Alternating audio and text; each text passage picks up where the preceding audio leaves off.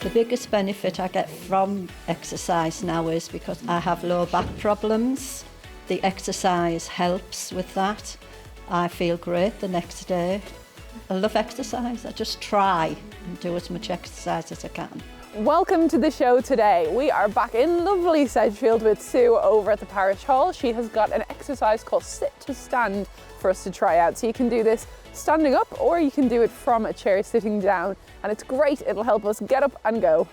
Hi there, my name is Sue. We're back here in the Parish Hall in Sedgefield. Today's move is sit to stand. So really good functional move that getting us out of chairs, up and down out of a car seat, a bus seat, a move that we have to do in our everyday life. So we're going to come forward on the chair. So if I could ask you just to sit away from the back of the chair, the feet start at hip distance apart.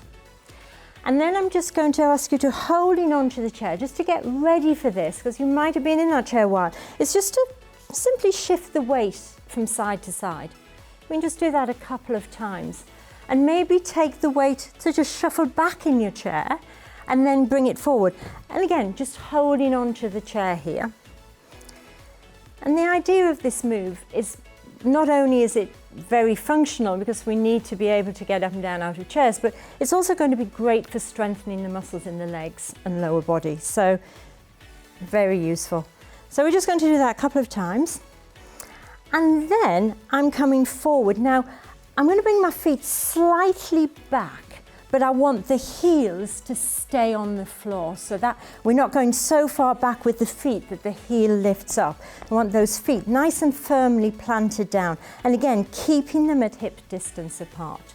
So a slight lean forward, and then see if you can just lift the weight off the chair and then release it back down. Okay, maybe we'll try that one more time. So I've got a slight lean forward, and I just have a little lift up and then lower it back down. If that is okay, then we're going to have a go at standing.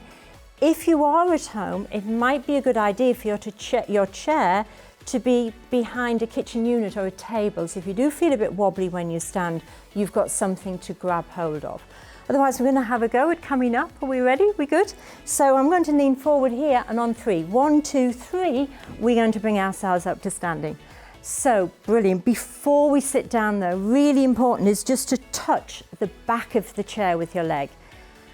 And then we come back down.